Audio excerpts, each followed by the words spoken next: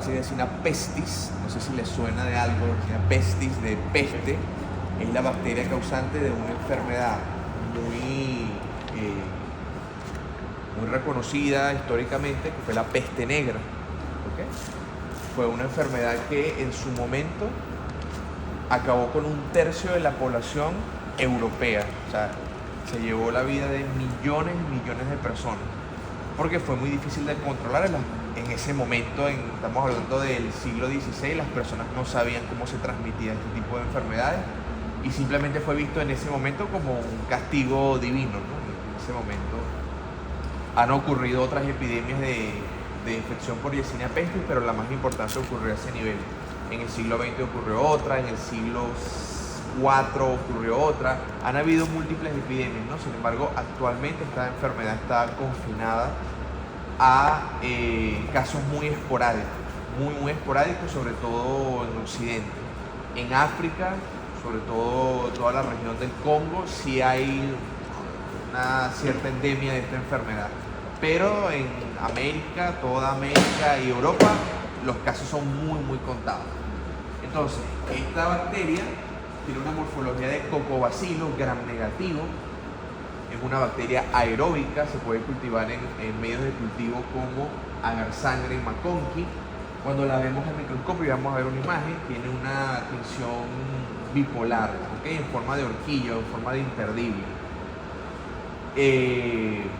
Esta tinción, o sea, esta morfología la vamos a observar cuando usamos tinción para observar patógenos intracelulares, como por ejemplo la tinción de Giemsa, de Wright o de Wasson. Y es una bacteria que crece óptimamente a una temperatura de entre 28 y 30 grados centígrados y a un pH muy parecido al pH del organismo, que es de 7.4. Aquí lo podemos ver, ¿sí? Tenemos en este caso un entendido de sangre y vemos a la bacteria. En este caso está teñida con la tinción de Wasson y vemos cómo es un cocobacilo, que en este caso tiene una forma como de bacilo, y en los extremos se observa una coloración más intensa, ¿okay? Por eso es una coloración bipolar. En los extremos está más teñida que en el centro, que es menos teñida. Entonces, ¿cómo se transmite Yersinia pestis?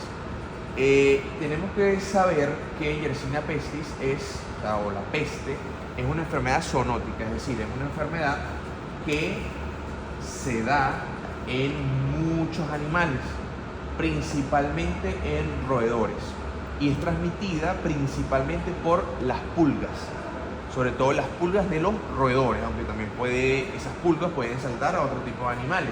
Entonces, normalmente hay reservorios naturales de Yersinia pestis en roedores salvajes, las ratas de campo, en los ratones, porque ellos son parcialmente inmunes. Entonces ellos pueden tener la infección y realmente no presentan tantos síntomas y mantienen a la bacteria circulando. Sin embargo, de esos reservorios enzooticos, enzodendémicos, puede haber un salto a otros reservorios animales, tanto salvajes como domésticos.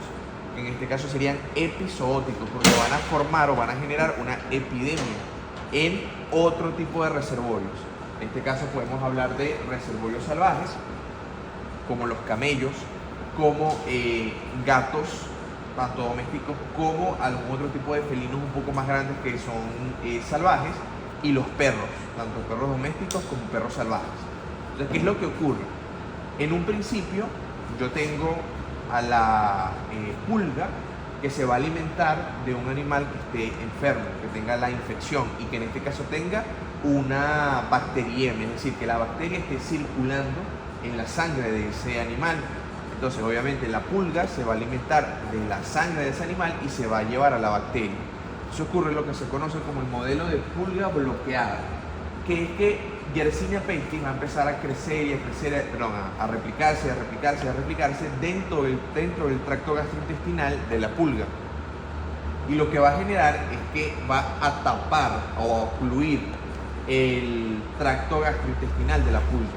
Entonces, ¿qué va a ocurrir? La pulga, por más que quiera alimentarse y que trate de morder a otros animales, no va a poder obtener la sangre porque va a estar bloqueado su tracto gastrointestinal.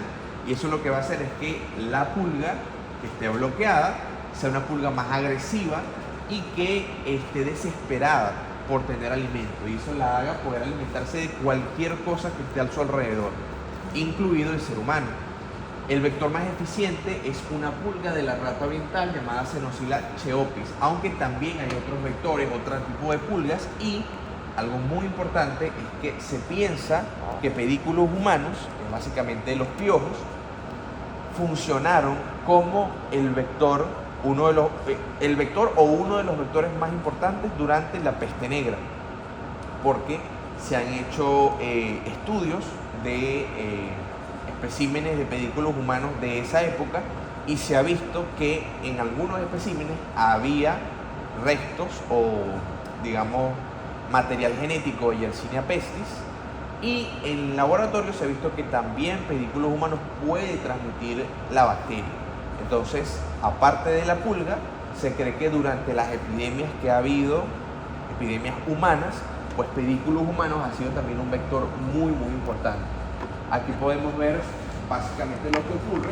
Tenemos la pulga que tiene su ciclo, ¿no? Tiene primeros huevos, larvas, contraestadio, pupa y adulto. ¿Qué va a ocurrir? La pulga va a alimentarse de distintos animales. Por cierto, no sé si por algún motivo otro su compañero viene, comuníquenle por el grupo que estamos acá, por si acaso no van a ser que estén por otro lado. Sí. Entonces, la pulga se alimenta de un animal que tenga una bacteriemia, es decir, que tenga bacterias en la sangre, y de allí va a adquirir la infección. Entonces, como ven acá, la bacteria empieza a replicarse. Esta bacteria también puede formar una especie de biofilm alrededor del tracto gastrointestinal y lo bloquea. Entonces tenemos una pulga que es más agresiva, que busca alimentarse de cualquier cosa, incluso sale de sus, fuentes de alimento normales y puede irse, por ejemplo, al ser humano. Entonces, ¿qué ocurre?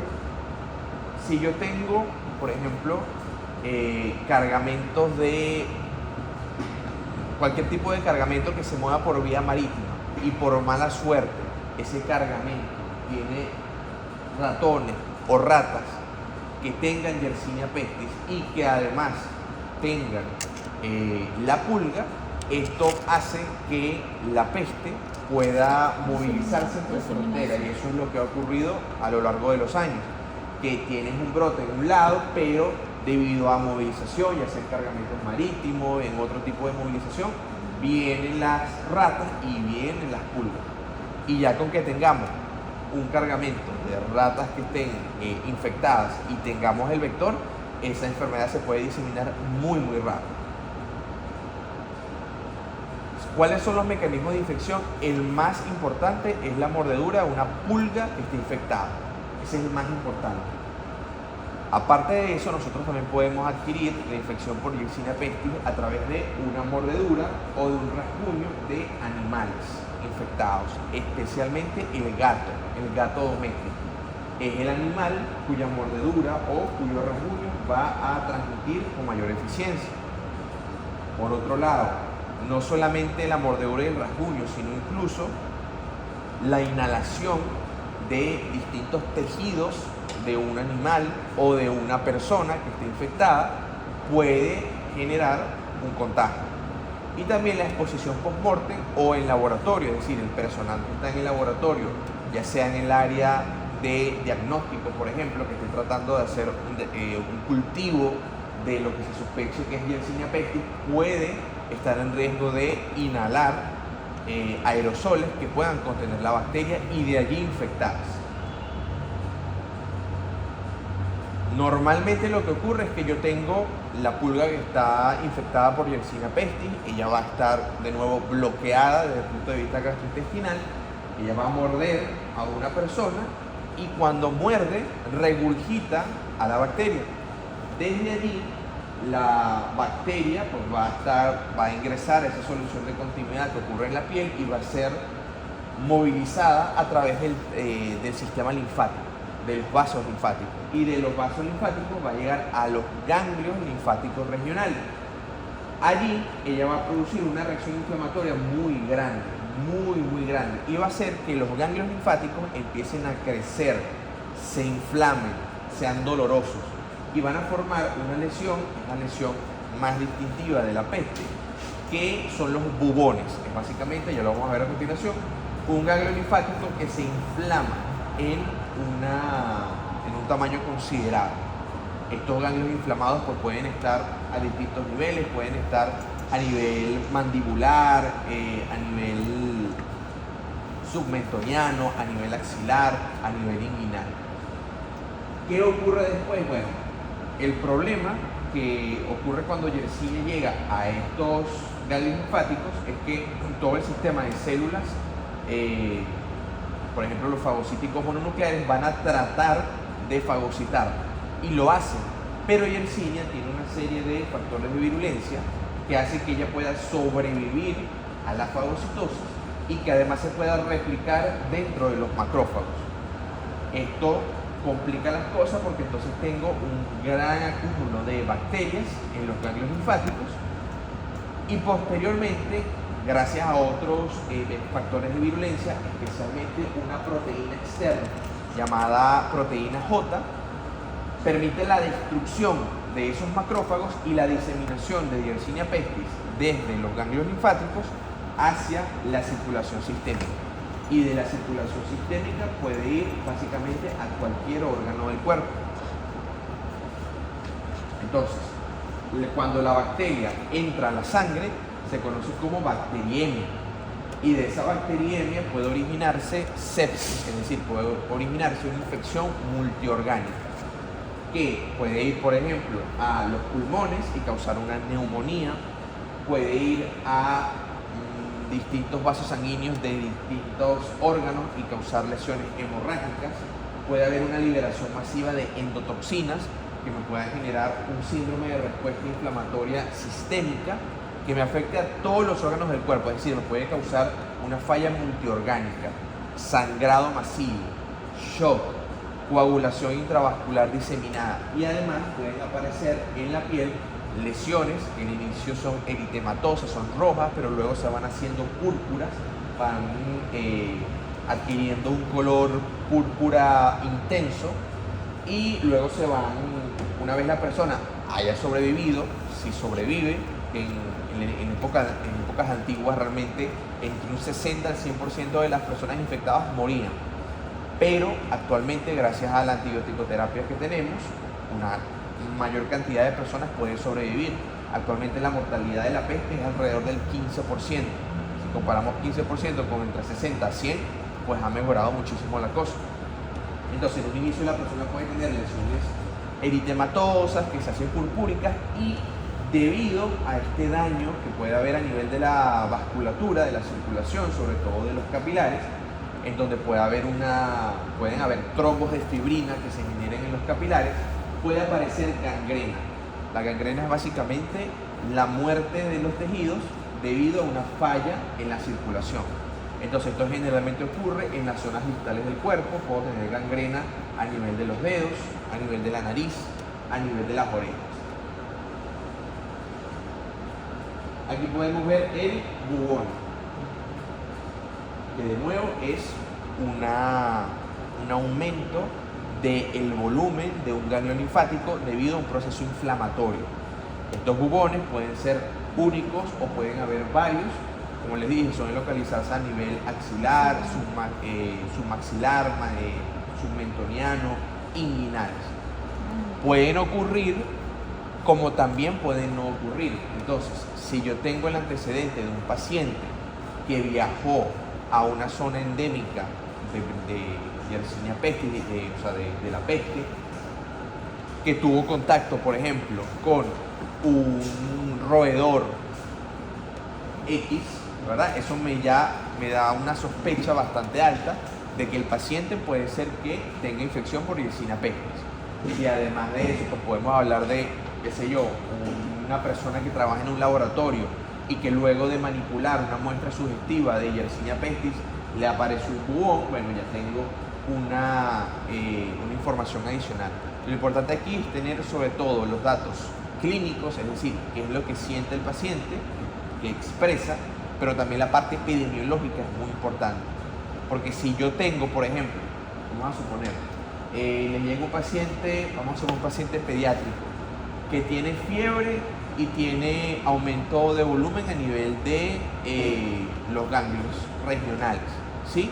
Está aquí en Venezuela, un niño que no ha salido a otro país, sino que estaba aquí, le dio fiebre y tuvo aumento de volumen en los ganglios linfáticos. Ustedes jamás van a pensar que eso es la peste, porque en Venezuela básicamente no hay casos autóctonos, ¿sí? Eso es algo que ocurre en otros países y se da más que todo en esas zonas o en viajeros que hayan estado recientemente en esa zona. Porque cualquier infección, sobre todo si es viral, te puede dar fiebre y aumento de los ganglios. ¿Cuántos niños han visto ustedes que tienen ganglios regionales aumentados? Y no porque tienen la peste. Así como los linfomas. ¿Okay? Entonces, sí, pero ya eso no sería infeccioso. Entonces, lo que quiero que sepan es que esto del aumento de volumen de los ganglios tienen que asociarlo a la parte epidemiológica. ¿Cómo se va a realizar el diagnóstico? Lo primero que tenemos que ver es la parte clínica y epidemiológica. Desde el punto de vista clínico, el tipo de peste más común es la peste bubónica, es decir, una persona que tiene fiebre alta y que tiene adenomegalias dolorosas. Además de eso, puedo tener otros tipos de peste.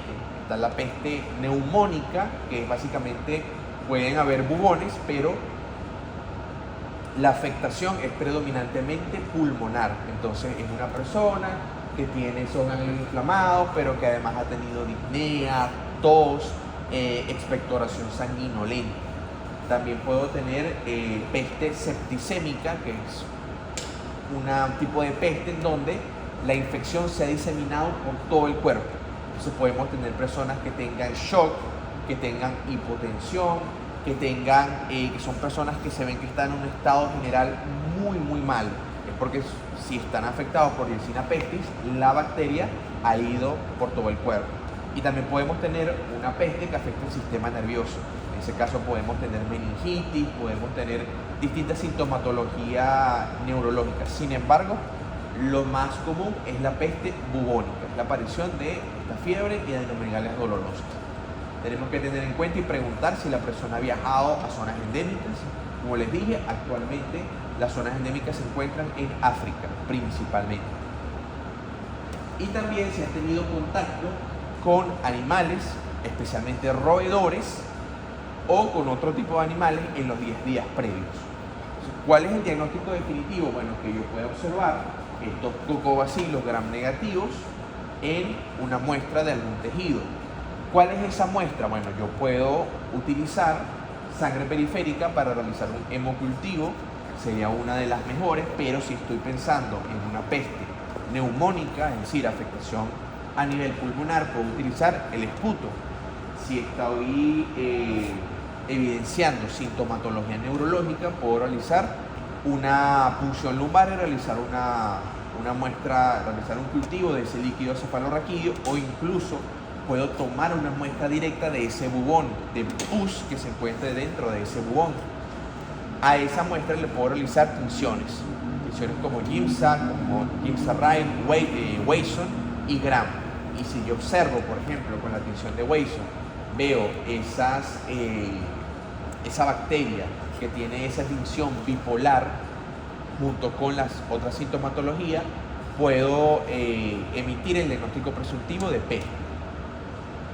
¿Cuáles son los cultivos que voy a utilizar? Bueno, cultivos bastante sencillos como el agar sangre, el agar maconqui, y algo muy importante es que si uno tiene la sospecha de que está frente a una infección por Yersinia pestis, se debe avisar al personal que va a procesar esa muestra, porque ya les he dicho que los aerosoles provenientes de esa manipulación a nivel de laboratorio pueden infectar a la persona que esté realizando el diagnóstico. Hay pruebas serológicas que se pueden utilizar, sobre todo aquellas que utilizan anticuerpos antígeno F1, es un antígeno que tiene la bacteria en este caso. Y también se pueden realizar pruebas moleculares como el PCR. En cuanto a la prevención, lo más importante es evitar áreas endémicas. Ya con que estemos evitando áreas donde haya casos de Yersinia pestis durante todo el año, ya realmente estamos reduciendo muchísimo las probabilidades de que esto ocurra.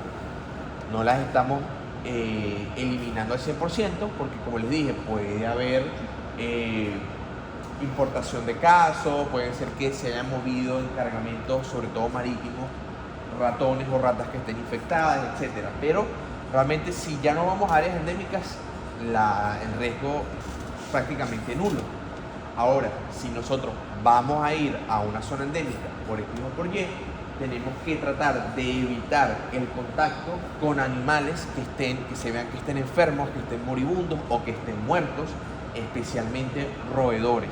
Cuando hablo de roedores no me refiero únicamente a ratones, me refiero a ratones, ratas, conejos, ardillas, todos estos roedores pueden transmitir la enfermedad y son vectores bastante competentes, pero también, como les dije, gatos, perros, camellos, también son animales que pueden ser un reservorio natural de la cual la pulga se puede alimentar, adquirir la infección y luego contagiarnos a nosotros. Y los aerosoles que produzcan estos animales también nos pueden infectar.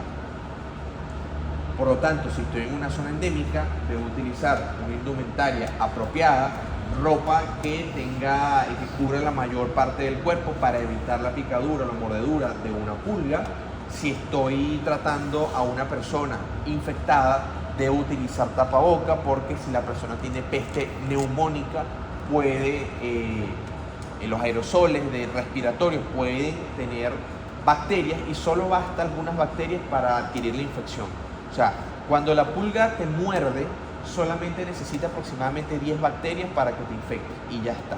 O sea, entonces la carga que necesita es muy baja, por lo tanto el riesgo es mayor. Obviamente repelente que sea especial para pulgas. Y si una persona, un paciente, va a una zona endémica o ya está, o sea, es muy sospechoso que haya sido expuesto, se puede utilizar antibiótico profiláctico para evitar que se genere la enfermedad. Es decir, la persona puede ser, o hay una sospecha muy grande de que haya adquirido la infección, yo la trato antes de que desarrolle síntomas para eso, para que no desarrolle la enfermedad. ¿Alguna duda con respecto a Yersinia pestis? ¿Una pregunta? Mira, hay muchos. Se puede utilizar, actualmente se utiliza aminoglucósidos, se utiliza gentamicina, se utiliza streptomicina, se puede utilizar ciprofloxacina, levofloxacina.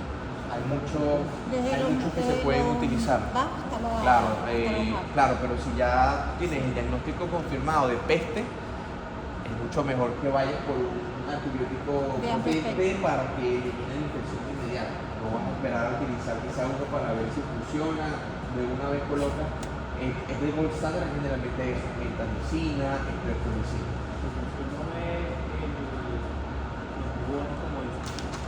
Y cada proteína que cada uno tiene una solamente puede indicar exámenes sanguíneos. Sí, lo que pasa es lo que te digo, o sea, tú ves una persona que te llega a ti, aquí en Venezuela, con un cambio inflamado, un niño o incluso un adulto. Mira, la peste es uno de los últimos diagnósticos que tú vas a pensar, porque en un adulto o en un niño puedes tener un cáncer inflamado por miles de infecciones virales, por ejemplo, mononucleosis, por el virus de Epstein-Barr, incluso puedes tener antes tuberculosis ganglionar, antes de pensar en la peste. Pero claro, ahora si me dices, no, mira, que yo vine en safari en África y donde estaba durmiendo en el campamento había un montón de ratas que pasaban de un lado a otro, o me mordió un animal allá, de ahí cambia la cosa. Mira, esta persona hace aproximadamente 10 días o hace varias semanas vino de esta zona y todo lo demás es negativo. Bueno, puedo pensar en este caso la peste. La cosa es que tienes que pensarlo rápido, porque si no instauras tratamiento apropiado, la persona probablemente muera. Entre 60 al 100%, en algunos casos entre 60 a 100% de las personas muere si no recibe tratamiento. Si recibe tratamiento, sí las probabilidades son mucho mejores. ¿Alguna otra pregunta? Ok. Ahora vamos a hablar acerca de otra bacteria que esta sí es mucho más común, si la pueden ver, que es la infección por brucela. Hay muchas especies de brucela que pueden afectar al ser humano, sin embargo, la que vamos a ver en esta clase es brucela abortus, que es transmitida por los productos lácteos de la vaca, principalmente. Hay otro tipo de brucela, por ejemplo, brucela melitensis, que es transmitida por las cabras, que también se puede ver porque hay zonas en donde se come mucho queso de cabra, leche de cabra, también se puede observar, ¿ok? Pero brucela abortus es una de las más comunes. Esta es un cocobacilo gram negativo también, no se mueve, no es porulada, es una bacteria que puede ser intracelular facultativa, es decir, ella en determinados casos puede sobrevivir y replicarse dentro de células, especialmente macrófagos y neutrófilos, pero cuando ya no lo necesita, puede salir de la célula y puede replicarse extracelularmente. Tiene un metabolismo aeróbico. En cuanto a su crecimiento en medios de cultivo, pues se utilizan medios de cultivo especiales, ya lo vamos a ver, como el método de Ruiz Castañeda, y algunas de ellas necesitan CO2 complementario para su cultivo. El mecanismo de infección primordial es el consumo de leche o de otros productos lácteos que se hayan realizado sin la pasteurización, es decir, una persona que, como ven en pantalla, esté ordeñando a la vaca y de una vez se tome esa leche, o que con esa leche no hervida realice queso, realice suero, realice lo que sea, pero que no haya llevado ningún tipo de tratamiento. Esto ustedes dirán, bueno, esto no ocurre casi, sí ocurre. O sea, obviamente, a lo mejor ustedes toman todos leche pasteurizada, el queso pasteurizado, pero cuando se van un poco a las zonas rurales, que la persona tiene una vaca o la familia tiene una vaca, ellos sacan la leche y de inmediato se la toman.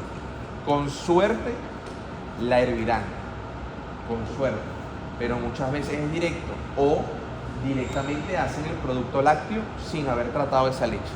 Entonces es una infección que puede ser bastante común, sobre todo en zonas rurales. Pero si las zonas rurales están acondicionadas, saben de pasteurización lo hacen. Se lo digo porque algunos, pero yo por ejemplo he estado en zonas donde no lo hacen. No lo hacen. Cuando una vez y toman la leche y listo. Yo porque yo viví en pueblo lácteo. Sí, pero por ejemplo, zonas, si te vas por ejemplo a zona Villa Carora, por ejemplo yo estuve en Arenales, y allí las personas venían, el que tenía la vaca ordeñaba y se lo pasaba a todos los vecinos, se los vendía a todos los vecinos y listo. Entonces, de nuevo, el mecanismo de infección principal es la ingesta, tanto de leche como de productos lácteos y también de carnes poco cocidas provenientes de un animal que esté infectado. En este caso, como estamos hablando de brucela abortus, sería la vaca. Además, si yo inhalo algún aerosol de algún fluido de un animal o incluso de un ser humano infectado, eso también me puede contagiar. Esto ocurre sobre todo en aquellas personas que trabajan en mataderos. Entonces, matan muchísimas vacas, todo eso, si no hay las condiciones sanitarias ideales, todos esos fluidos van a empezar a aerosolizarse. Si la persona no tiene la indumentaria correcta, va a inhalarlos o a deglutirlos y de allí va a adquirir la infección. También lo puede adquirir a través de lesiones en la piel. Si la persona, digamos, se ensucia con sangre, con líquido amniótico, con orina de un animal infectado, puede adquirir la bacteria. Entonces, clásicamente vamos a imaginar en este caso que la persona adquirió la infección a través de leche o un producto lácteo. Ella lo ingiere, la persona lo ingiere y la bacteria va hasta el intestino. en el intestino, la bacteria va a ser traslocada a través de las células M, que ya vimos en las clases anteriores, hasta la submucosa. Allí ella va a empezar a colonizar todo el tejido linforreticular o linfoide del intestino. Allí va a ser fagocitada por macrófagos, pero al igual que como vimos con Yersinia pestis, Brucella tiene la capacidad de sobrevivir a este proceso de fagocitosis. No solamente por macrófagos, sino también por neutrófilos.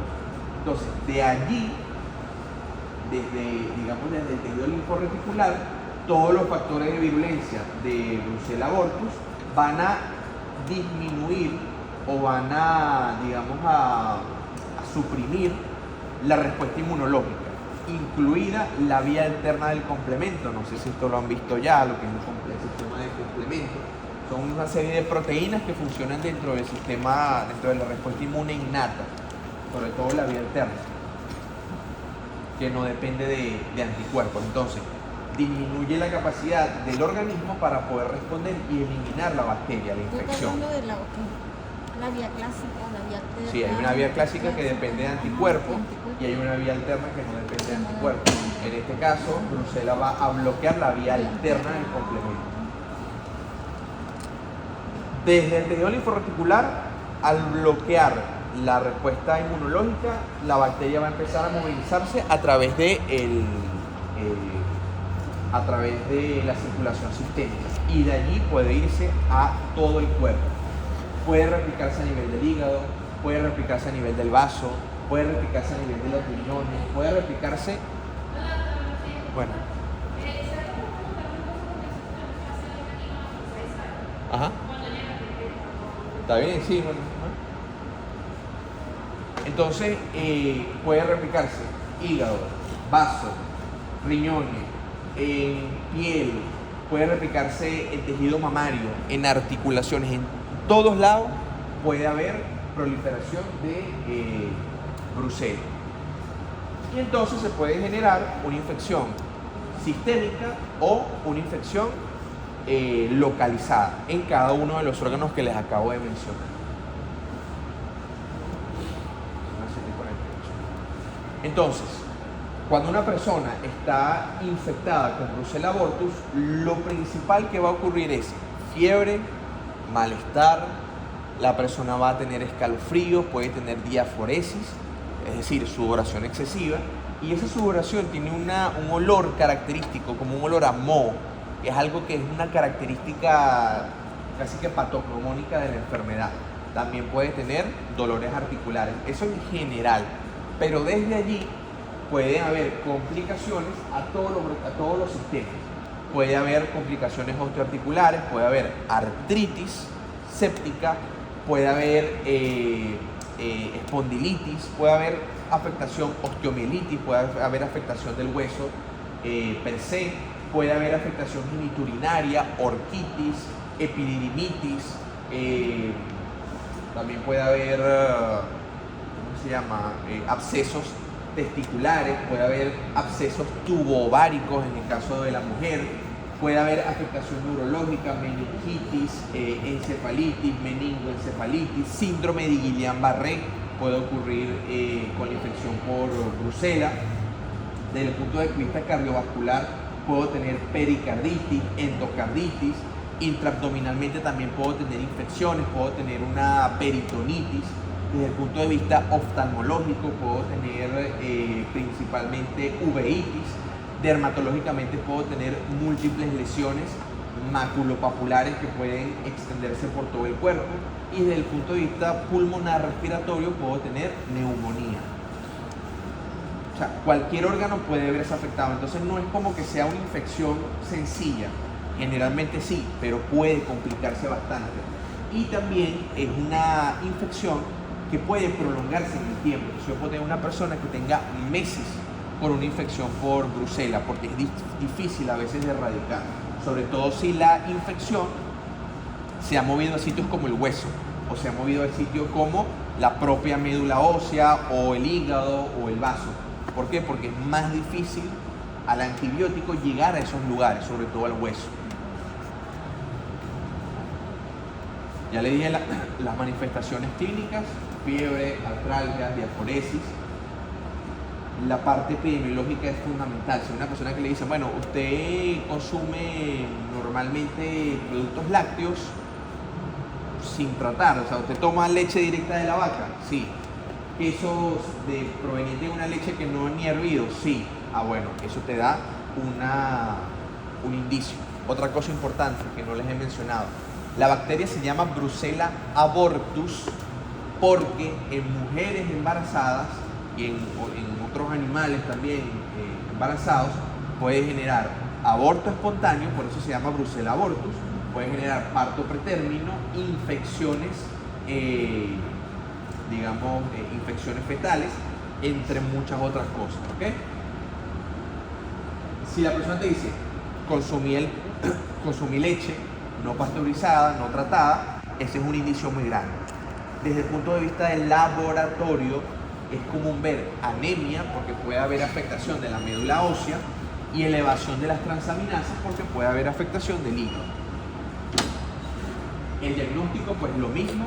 Si yo observo estos cocobacilos gram negativos en alguna muestra, ya es el diagnóstico definitivo junto con algunas pruebas serológicas o moleculares. ¿Cuáles son las muestras que yo voy a tomar? Esta bacteria se puede movilizar por la sangre, puedo tomar sangre periférica para un hemocultivo. Puede haber infección a nivel pulmonar, puedo tomar líquido pleural. Puede haber infección neurológica, líquido cefalorraquídeo. Puede haber infección geniturinaria, puedo tomar una muestra de orina. Puede haber infección a nivel osteoarticular, puedo tomar una muestra del líquido sinovial. Y también puedo tomar biopsias, una biopsia por ejemplo de hígado, de vaso, y también puedo utilizarla para realizar el diagnóstico. Tinciones que puedo utilizar también las tinciones de Giemsa, de Wayson y la tinción de Gram, por supuesto. El cultivo, por ejemplo, si yo hago un hemocultivo, se realiza una técnica bifásica de Ruiz Castañeda, es decir, se utiliza un medio líquido y un medio sólido. Es el que se utiliza sobre todo en países que tienen bajos recursos, como el nuestro, y porque en otros lados ya se utilizan cultivos automáticos secuenciales, en donde de manera automática pues se van seleccionando bacterias o se van cambiando las condiciones para ir seleccionando básicamente especies bacterianas pertenecientes al género Brucella. También puedo utilizar pruebas serológicas. Una de las más utilizadas es la SAT, que es la prueba de aglutinación estándar, y pruebas moleculares como el PCR. En cuanto a la prevención, la más importante es evitar el consumo de lácteos, ya sea leche o sus derivados, que no hayan sido pasteurizados. En los mataderos, las medidas de bioseguridad son súper importantes para aquellas personas que trabajen allí, especialmente pues, el uso de equipos de protección personal, que los mataderos tengan una ventilación apropiada, etc. Y también hay vacunación para el ganado. Entonces, esta también es una medida de prevención importantísima, que todo ese ganado esté vacunado. Y otra cosa importante, aunque menos común, se ha demostrado que Brucella puede estar presente en el semen de una persona infectada e incluso en personas que ya no tengan síntomas per se, todavía se puede encontrar luego de cierto tiempo bacterias. Entonces puede ser una infección de transmisión sexual y también puede ser transmitido a través de la leche materna. Entonces, si una mamá es diagnosticada con enfermedad por Brucella, una brucelosis, entonces se desaconseja la lactancia materna mientras la paciente esté en tratamiento, mientras tenga la enfermedad. ¿Alguna pregunta? ¿Alguna duda? ¿Dónde está? O sea que, Lo hice así porque como ya poquitos y no... o sea que la muestra también ideal podría ser el semen, porque si está Sí, pero presente la el cantidad es mucho más difícil. O sea, si la persona tiene brucelosis, va a tener algún otro tipo de sintomatología y puedes tomar hemocultivo, puedes tomar orina, puedes tomar muchas otras cosas antes de...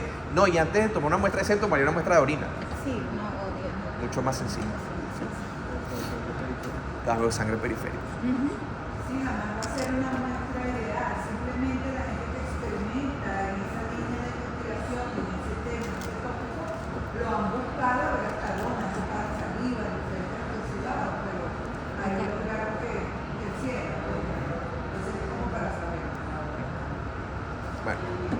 si no hay más preguntas, la siguiente clase que va a ser